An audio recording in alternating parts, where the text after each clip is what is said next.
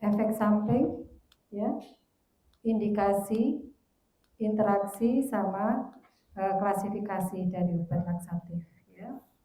Adik-adik untuk bisa menerapkan pada penggunaan klinis, ya, syaratnya adik-adik tahu dari 4 dari 5 itu tadi, ya. Sebetulnya urutannya adalah Anda paham klasifikasi, mekanisme kerja, efek samping, ya, dan apalagi itu penggunaan klinis termasuk interaksi. Jadi kalau bicara farmakokinetik, farmakodinamik, semuanya insya Allah sudah tercakup. Dan mudah-mudahan nanti soal ujian yang keluar juga tidak jauh dari objektif itu, ya, insya Allah, ya. Kalau ada melesetnya 1-2 semoga tidak terjadi. Nah, ini kita awali dengan kasus. Adik-adik mungkin kalian sudah menyiapkannya, ya. Seorang laki-laki 25 tahun ke puskesmas karena BABJ sudah 8 kali sehari. Pasien mengeluh sakit perut, rasa tidak enak atau kram, tidak ada demam maupun muntah. Nah, oleh petugas kesehatan mungkin dia berpikir, oh sudah 8 kali ini banyak sekali, ya, khawatir dehidrasi, diberikanlah obat loperamid yang diminum 2 kali sehari, ya. Ini tutorialnya sudah minggu keberapa, Mas? Oke, sudah sangat berpengalaman, ya. Oke, adik-adik 1-2 menit silakan diskusikan dengan teman sebelah, bebas menganalisis dari case ini, termasuk obat yang diberikan, ya. 1-2 menit saja, ya, karena waktunya pendek.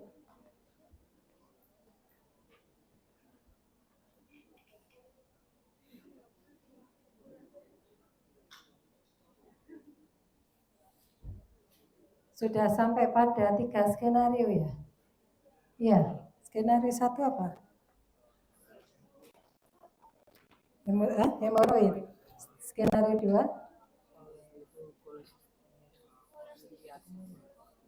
Skenario 3 sekarang ini? Gastroenteritis, ya. Oke, pas berarti, ya. Oke. Siapa mencoba menganalisis, nanti saling melengkapi. Silakan adik-adik, biar tidak Pak Ketua terus, ya. Silakan. Yuk angkat tangan, nanti saling melengkapi atau saya betulkan kalau ada yang keliru. Silakan. Sudah tutorialnya minggu ke-3 mau ke-4, insya Allah sudah berpengalaman, ya.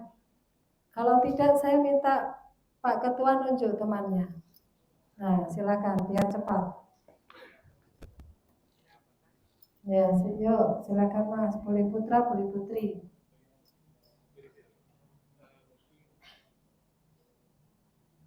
Ini yang di belakang sudah angkat tangan. Ya silakan sebutkan nama, ya, biar saya juga hafal. Sampai enggak? Ya. Silakan.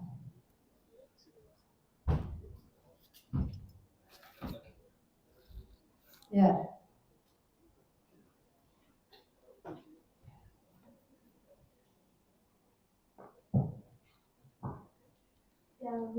Perkenalkan saya Kanisa. Saya izin menjawab dokter. Jadi dari pasien tersebut mengeluhkan BAB cair sehingga petugas kesehatan memberikan obat loperamid. Setahu saya obat loperamid ini diberikan karena dia bekerja dengan menurunkan motilitas kerja dari usus. Nah, BAB cair itu atau biasa disebut diare itu terjadi karena motilitas usus itu sudah meningkat, sehingga penanganan pertama pada petugas kesehatan ini menurut saya tidak benar. Sekian, dokter. Ya, terima kasih Mbak Kansa, boleh tepuk tangan untuk Mbak Kansa, ya. Analisis Mbak Kansa adalah loperamid diberikan karena obat ini bekerja menurunkan motilitas usus, begitu ya Mbak, ya. Dan Mbak Kansa berpendapat ini sudah benar. Ada pendapat lain? Boleh berbeda. Yuk angkat tangan, boleh berbeda adik-adik, boleh tidak setuju. Silakan. Loperamid, ya. baru disebutkan mekanisme kerjanya. Ya. Siapa yang tahu lebih dalam atau lebih jauh? Bahkan saya boleh pilih temannya biar kita karambol aja biar nggak kelamaan. Yuk agak cepat.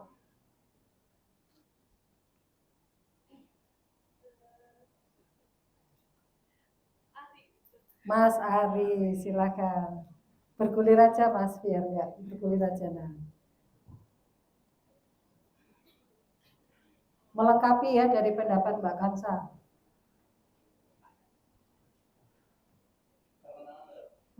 Boleh. Assalamualaikum warahmatullahi wabarakatuh. Waalaikumsalam.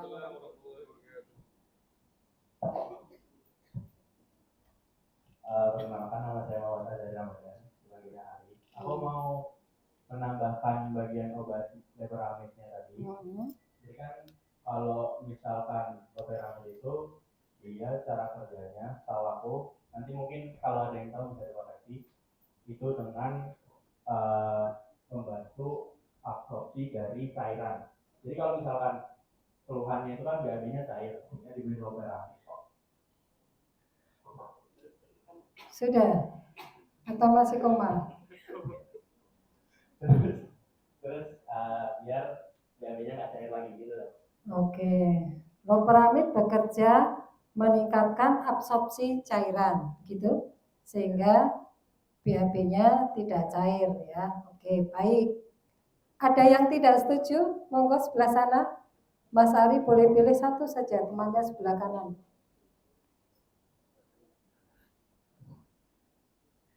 Apa yang Anda ketahui ya, atau Anda analisis dari case ini keseluruhan, boleh tentang obatnya atau yang lain. Silakan Mas. Mas Husni, silakan. Mas Husni.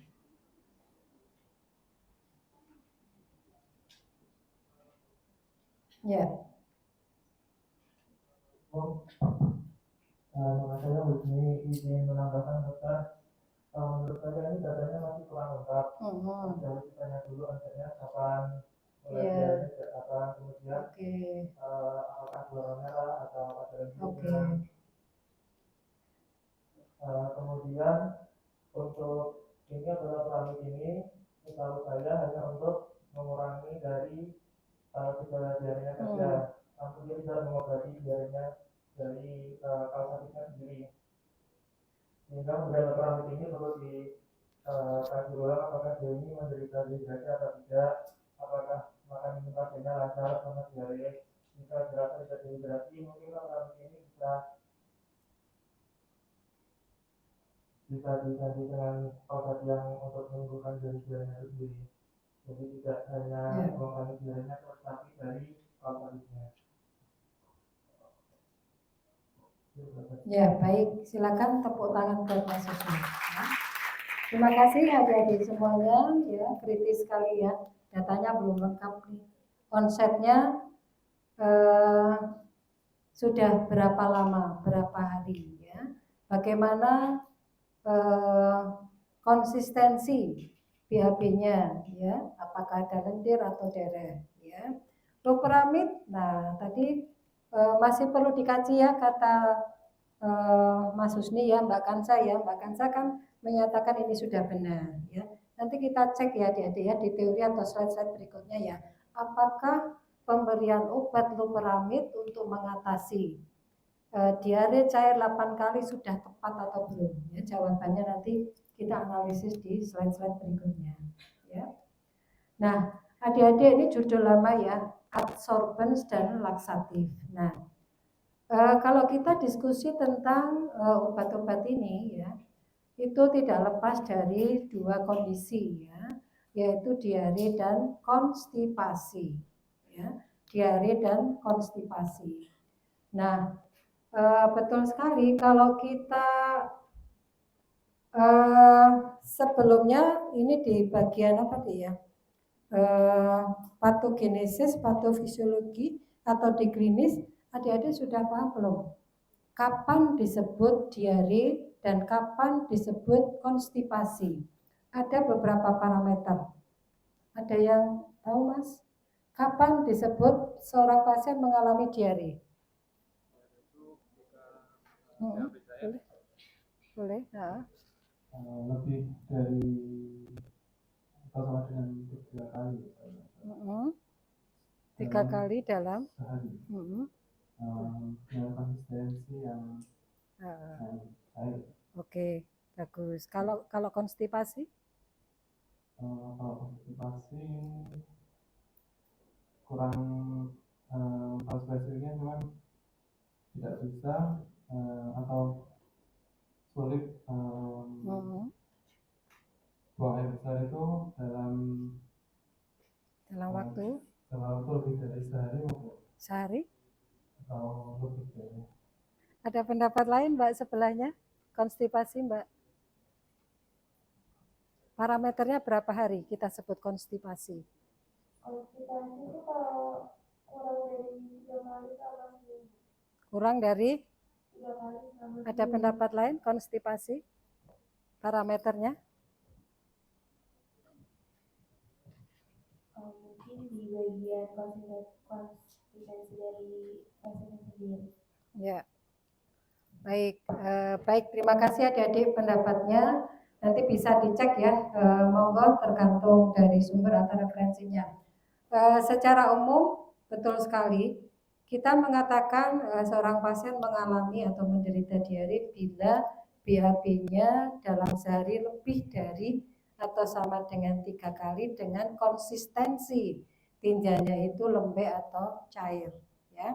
Jadi kalau masih kurang dari 3 ya itu masih dikatakan dalam batas normal. Nah, sedangkan konstipasi nanti mungkin ada beberapa sumber versinya agak berbeda ya.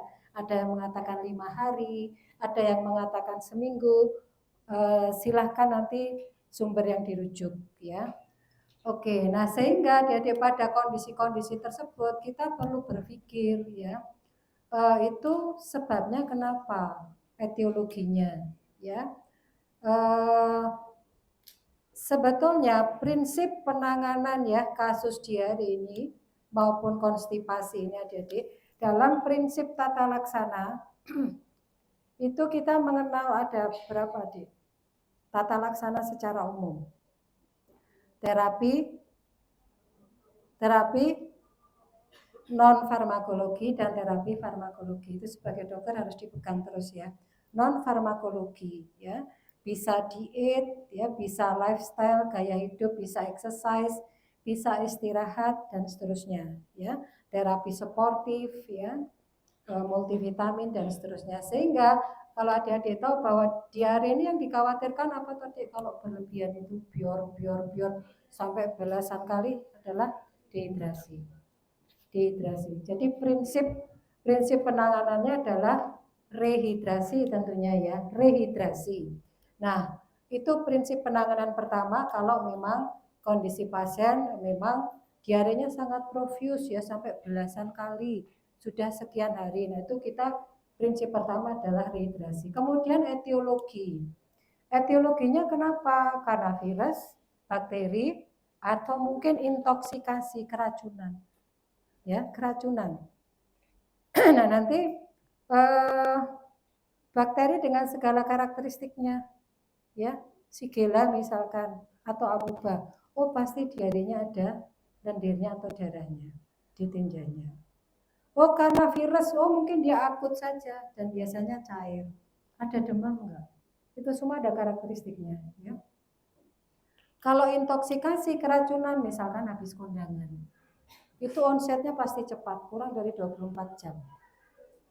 2 jam, 4 jam, 6 jam, loh kok langsung sakit perut, muntah-muntah dia.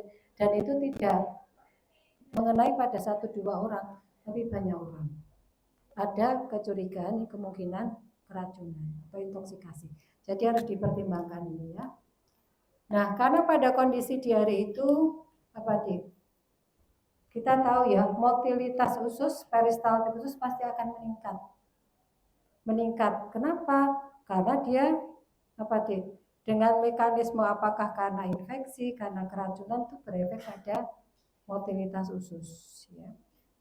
Sehingga BAB-nya jadi frekuen, jadi sering ya. Sehingga nanti kapan diberikan suatu obat anti motility kita juga harus memperhatikan indikasinya. Ya. Oke, kemudian konstipasi. Simptom and sign tadi sudah ya. Nah, ini juga tadi ya kita harus berpikir non farmakoterapi dulu. Apakah ada kesalahan diet, kurang serat, kurang sayur, ya, atau pola makannya yang kurang bagus, atau memang kebiasaan dia BAB-nya tidak membiasakan diri dalam 1-2 hari BAB, ya. Itu bisa jadi adik-adik ya. Nah, kapan indikasi obat nanti Anda perlu juga memperhatikan, ya. Nah, ini adik-adik saya ambilkan dari farmakologi at a glance ya. Pada bab 13 drug acting on the gastrointestinal tract ya, khususnya motility dan excretion. Nah, di sini adik-adik bisa lihat beberapa kondisi adik-adik ya, beberapa kondisi, tapi saya nggak akan fokus ke sana ya. Yang ada hubungannya sama obat anti diare dan juga laksatif ya. Nah, ini adik-adik bisa lihat ya, obat-obat yang digunakan pada inflammatory bowel disease ya. Kemudian batu ya, batu empedu ya. Dan di sini ada antispasmodik, antispasme. Di sini anti motility dan di sini ada laksatif ya. Karena kita tadi dari awal banyak membahas tentang diare, kita ke diare dulu ya. Nah, pada kondisi diare tadi disebutkan bahwa motilitas usus meningkat ya karena proses adanya mikroorganisme entah bakteri entah virus yang berpengaruh pada otot polos usus. Nah, di ini kita bisa lihat ya. Ini lumen dari gastrointestinal, ini lapisan mukosa ya, lapisan mukosa, dan ini lapisan otot polosnya ya, lapisan otot polosnya. Nah, karena pada kondisi diare itu peristaltik atau kontraksi otot polos ususnya meningkat, kita perlu berpikir bagaimana cara menurunkan motilitas tersebut ya. Bagaimana cara menurunkannya. Nah, ini adik-adik masih ingat bahwa salah satu mediator atau substance ya yang berperan pada kontraksi itu adalah asetilkolin. Asetilkolin ya. Jadi pada kondisi asetilkolin yang meningkat ya, itu akan terjadi proses kontraksi ya. Nah, sehingga di sini Anda lihat obat-obat anti motilitas ya. Ini adik-adik lihat ya, ini termasuk golongan morphine like agent. Morphine like agent ya. Ada morfin, kodein, difenoksilat dan tadi loperamid ada di sini. Golongan morphine like agent. Ya. Caranya bagaimana? Caranya adalah dengan ini adik-adik. Dia ternyata menurunkan bekerjanya di mana? Di otot polos ya, di plexus myentericus, dia menurunkan kadar asetilkolin ya. Nah, jadi kalau kadar asetilkolin turun ini maka akan terjadi relaksasi pada otot polosnya baik longitudinal, sirkular dan seterusnya ya. Nah, adik-adik, apakah tadi pertanyaannya ya, pada kasusnya tadi obat ini cocok atau sesuai? Mbak, menurutmu gimana? Mungkin Anda beda pendapat dengan Mbak Kansa. Indikasinya dokter, karena yang saya baca loperamid itu dipakai untuk orang yang usianya di atas 18 tahun. Terus juga untuk kan tadi usia pasiennya 22 tahun, jadi dia bisa manjur kalau misalnya dikasih. Ya, oke, usia. Bahayanya apa sih kalau kita memberikan loperamid berlebihan atau indikasinya tidak tepat? Bahayanya apa? Efek sampingnya akan terjadi apa? Akan terjadi keracunan obat. Mau membantu Mas Haris?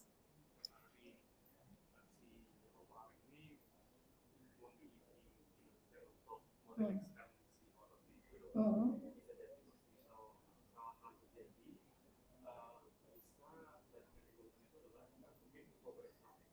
Hah? Hipoperistaltik. Oke. Saya lanjutkan ya, Dedi ya. Ini kan masuk golongan anti-motility drugs, obat-obat yang menurunkan atau mengurangi motilitas usus. Adik-adik bayangkan kalau diare tersebut disebabkan oleh suatu bakteri atau virus. Katakanlah yang sering menyebabkan seperti air cucian beras itu apa? Kolera. Penyebabnya apa? Penyebabnya bakteri ya. Bakterinya apa? E. coli katakanlah ya. Adik-adik bisa bayangkan bahwa kalau diarenya berlebihan, tadi loperamidnya diberikan berapa kali? 2 kali. Frekuensi diarenya masih berapa kali? 8 kali. Anda bisa bayangkan motilitas usus akan berkurang, BAB-nya akan menjadi terhenti, atau bisa karena terlalu rileks ototnya bisa terjadi meteorismus atau kembung. Akibatnya apa? Justru isi usus yang itu juga sekaligus mengandung bakteri kuman malah tidak bisa dikeluarkan. Ya. Jadi artinya apa? Artinya dalam pemberian obat ini harus betul atas dasar indikasi yang kuat. Apa indikasi yang kuat? Indikasi yang kuat apabila katakanlah ini tuh ya, diarenya tuh sampai 15-20 kali. Ya, sangat berlebihan. Sehingga ini hanya ditujukan untuk mengurangi, tidak menghentikan. Jangan sampai pasien berpikir, wah saya minum double biar bahasa Jawanya makjos itu yang manjur ya. Itu malah berbahaya. Ya. Mengurangi, meringankan gejala. Sehingga dehidrasi tidak jatuh ke yang berat ya. Sambil kita mencari etiologinya atau melakukan rehidrasi. Paham ya? Bisa diikuti adik-adik. Itulah berbahayanya ini ya. Jadi apalagi sampai 2 kali, diarenya masih 8 kali. Kita juga belum tahu pasiennya dehidrasi enggak sih tadi. Paham ya? Nah, ini anti-motility drugs. Nah, di sini ada morfin, kodein, ada loperamid. Kodein itu obat apa, adik-adik? Kodein itu obat antitusif ya. Nah, ini salah satu efek sampingnya, makanya bisa menimbulkan konstipasi karena bekerjanya adalah menurunkan asetilkolin di otot polos usus ya di sini ya. Bisa diikuti ya adik-adik ya. Oke, ini kalau di sebelah sini sebaliknya ya, ini motility stimulans ya. Ini obat-obat laksatif dan seterusnya ya. Oke, ada pertanyaan sampai di sini adik-adik?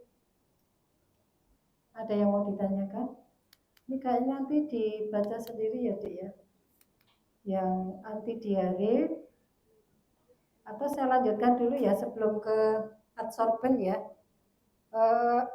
Nah ini obat-obat anti diare penggolongannya Dik ya.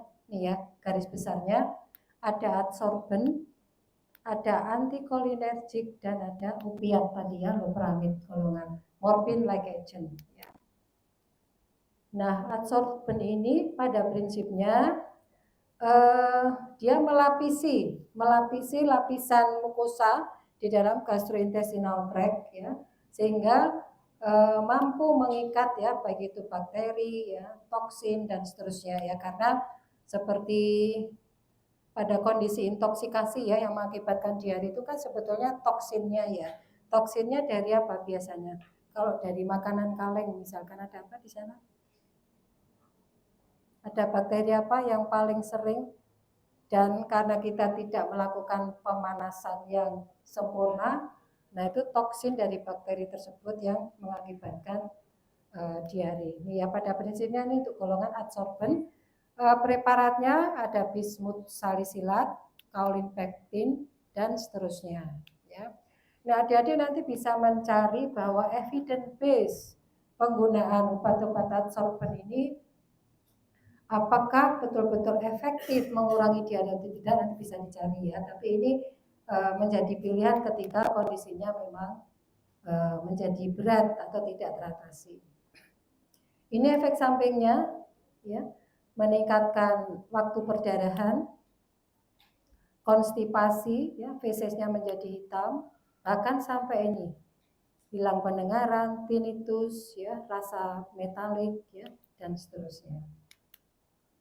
Oke, ini interaksinya dia di. Nah, adsorben itu karena sesuai namanya ya, dia adsorben, mengikat bahan atau zat yang bersama-sama ada di usus pada waktu pemberian obat tersebut atau adsorben tersebut. Sehingga perlu diperhatikan obat-obat tertentu seperti digoxin, clindamycin, antibiotik ya, quinidin, atau bahkan obat-obat untuk DM itu juga ikut diikat. Akibatnya apa deh? Menguntungkan atau merugikan? Menguntungkan atau merugikan? Akan merugikan. Kalau kita membutuhkan efek dari obat-obat ini, dia akan menjadi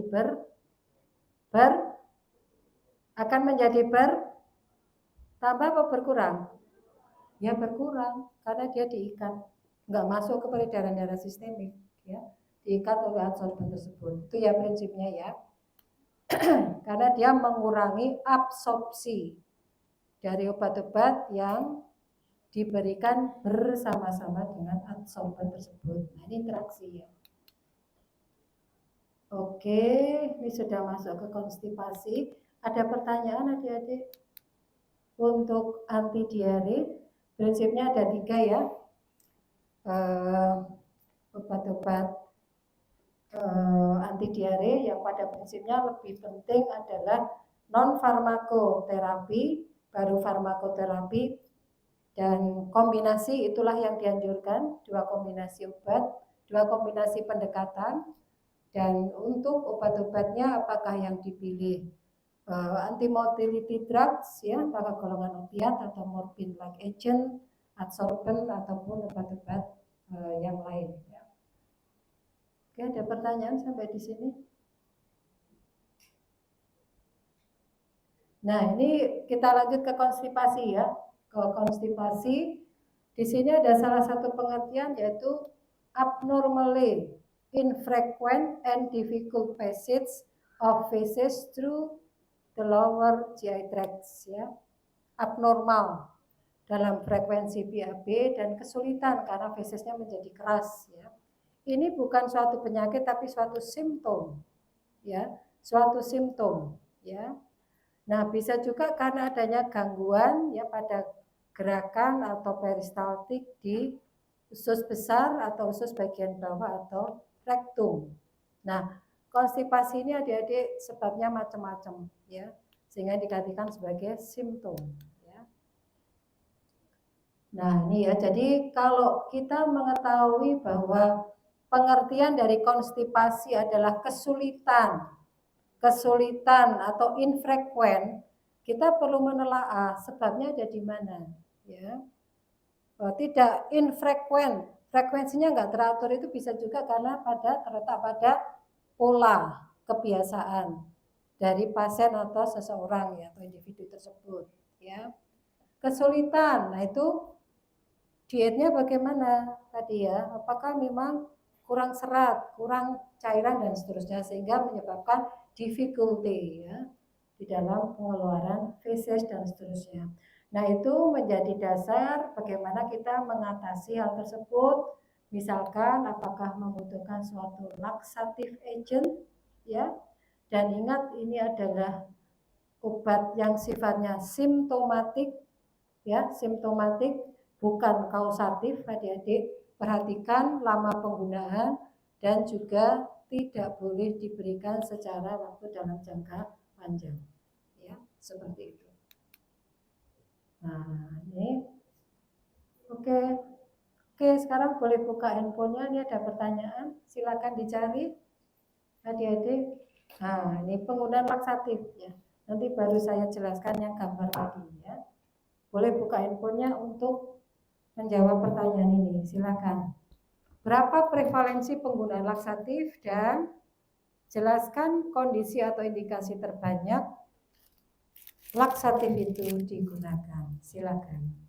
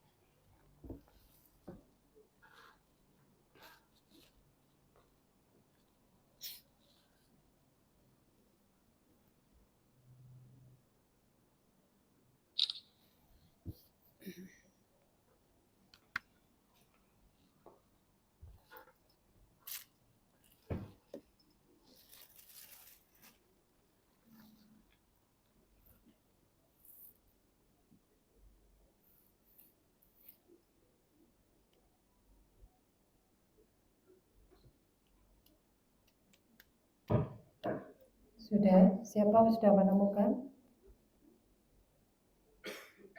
Yuk, boleh angkat tangan.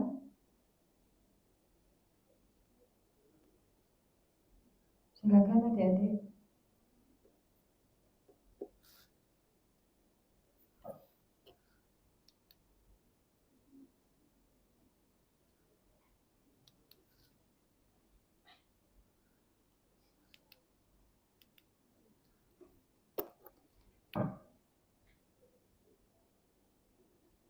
Silakan, siapa mencoba menyampaikan?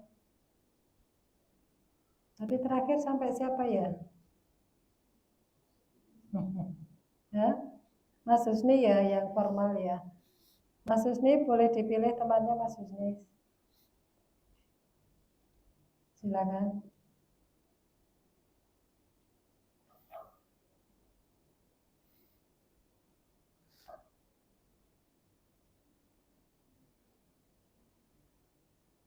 Ada 2 pertanyaan ya, mana yang paling sering dari jenis obat laksatif dan apa indikasi terbanyak digunakan obat tersebut ya. Silakan Mas. Hah? Mas atau Mbak? Mas Galih, silakan. Mikrofonnya diberikan Mas Galih. Silakan Mas Galih.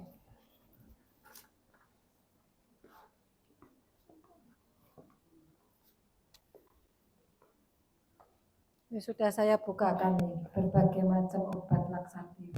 Ya. Yuk Mas Galih silakan, nanti saling melengkapi.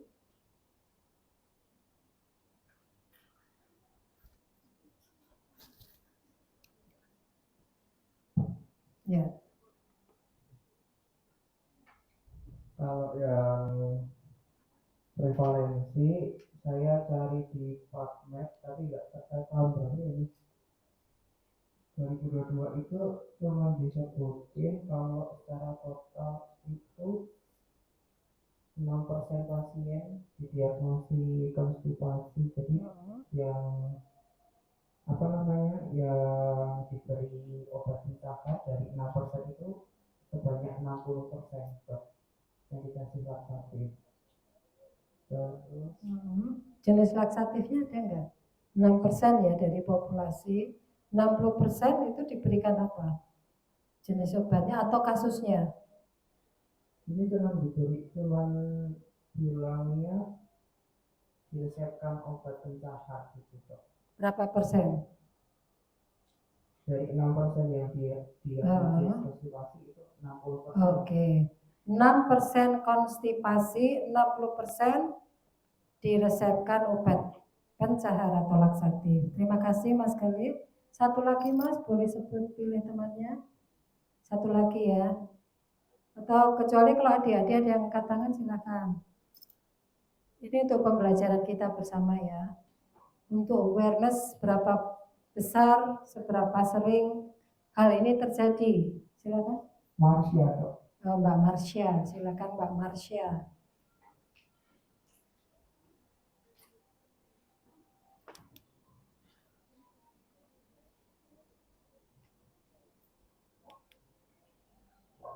Ya.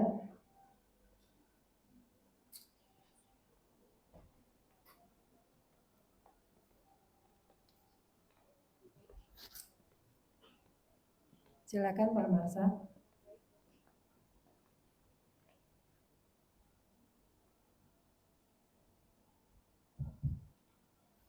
Baik dokter, jadi untuk prevalensi konstipasi itu di sini dikatakan bahwa lebih tinggi pada wanita yaitu sebanyak 31,8% dibandingkan pada pria yaitu 11,9%. Oke.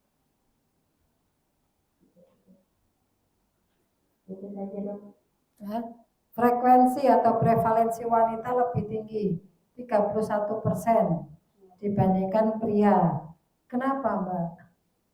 Gender berpengaruh. Kira-kira kenapa ya? Apa? Ada yang membantu temannya? Boleh sebelahnya? Atau yang lain? Ya, nanti PR berarti ya. Mas Haris ya, PR ya. Silakan dicari nanti untuk kelas ini ya. Prevalensi untuk awareness. Baik, saya kembali ke sini dulu ya. Terima kasih adik-adik. Ini ada 5 kelompok obat laksatif agent ya, yaitu bulk forming, emollient, hiperosmotik, salin, dan stimulan. Nah di sini saya langsung ke gambar aja adik-adik ya. Nanti yang ke belakang silakan dibaca sendiri ya. Ya ini cukup sederhana. Saya ingin kembali menjelaskan gambar dari buku Pharmacology at a Glance ya, yang menjelaskan kedua kondisi tadi ya, konstipasi dan nah ini ya. Nah ini adik-adik ya. Di sini ada bulk, ada osmotik, stimulan dan fecal softeners ya. Yang paling sederhana adalah bulk. Bulk ini adik-adik ya, kumpalan massa yang sangat besar ya. Ini bisa terdiri dari serat ya. Kalau kita banyak diet serat ya, makanan-makanan mengandung serat, ini kelebihannya di sini ya, dia tidak bisa dicerna sehingga membentuk suatu bulk di sini ya. Nah, kalau membentuk suatu massa, dia bisa menekan dinding usus ya, mukosa usus, dinding usus, sehingga akan merangsang apa deh? Ini peningkatan nih ya, peningkatan asetilkolinnya, dan akan terjadi kontraksi dari otot polos ususnya, dan terjadilah kalau dia menekan dari plexus apa deh, mesentericus ya, yang ada di bagian distal dari gastrointestinal, dan terjadilah refleks defekasi ya, refleks defekasi. Sehingga inilah yang saya sebutkan tadi. Mungkin belum perlu dengan obat, tapi dengan diet saja cukup ya, dan seterusnya. Sedangkan osmotik ya, osmotik di sini contohnya adalah magnesium sulfat, laktulose. Nah ini di sini langsung tandanya positif adik-adik ya. Positif langsung memacu atau meningkatkan atau menstimulasi kontraksi otot polos ya di sini ya. Otot polos yang longitudinal ya. Termasuk di ini gambaran apa, plexusnya ya dia di plexusnya juga ya, sehingga akan terjadi refleks defekasi. Nah obat-obat ini adik-adik kalau Anda belum lewat blok reproduksi ya, ketika misalkan mau dilakukan pemeriksaan tertentu atau proses persiapan persalinan ya, selain pengosongan dari kandung kencing, vesika urinaria, biasanya ibu tersebut diminta atau diberikan ini pencair ini untuk supaya fesisnya keluar bersih, sehingga proses persalinan bisa berjalan lebih lancar, ya, lebih baik. Stimulan sama ini ya, stimulan ini memacu sama ya, meningkatkan ini ya, kontraksi di otot longitudinal dinding usus, ada bisakodil, ada gliserol ya, dan seterusnya. Jadi prinsipnya sangat sederhana, hampir sama dengan osmotik. Yang osmotik ini tadi lebih ke arah menarik cairan, adik-adik ya, menarik cairan karena dia osmolaritasnya lebih apa namanya, osmolaritasnya lebih tinggi ya, cairannya diikat atau ditarik dengan obat tersebut sehingga defekasi akan menjadi lebih mudah. Yang berikutnya adalah fecal softeners ya, sesuai dengan namanya dia melembutkan feses ya, karena kondisi konstipasi kan tadi salah satunya mengatakan difficulty ya, kesulitan keluar ya, karena feses terlalu keras ya, dan kalau dipaksa bisa menyebabkan iritasi ya, atau nyeri atau bahkan keluar darah, sehingga membutuhkan fecal softeners ya. Preparatnya bisa ini ya, bisa arachis oil ya, enema, ataupun docusat ya, Di sini melembutkan, melapisi fesesnya ya, sehingga lebih mudah untuk keluar ya. Jadi itu kira-kira beberapa kelompok atau golongan dari laksatif ya. Kalau yang lain-lain saya rasa ini tidak berkorelasi dengan topik ya yang harus saya berikan ya. Dan nanti adik-adik bisa baca ya di sini adik-adik ya, masing-masing obat atau penjelasan saya tadi ya. Nah nanti silakan dibaca.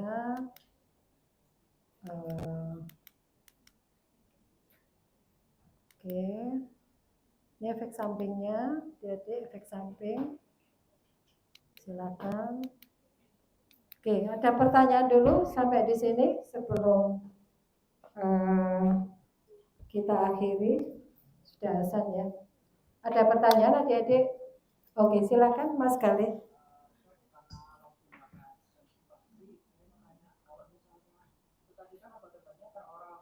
Ya.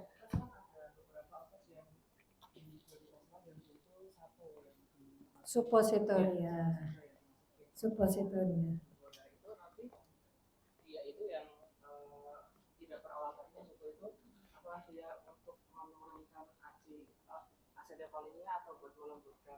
Ya. Ya, betul sekali. Obat-obat laksatif ini memang sering digunakan di praktek itu cara pemberiannya adalah suppositoria. Ya. Nah, kalau cara pemberi obatan seperti itu mekanismenya bisa melalui dua, Mas.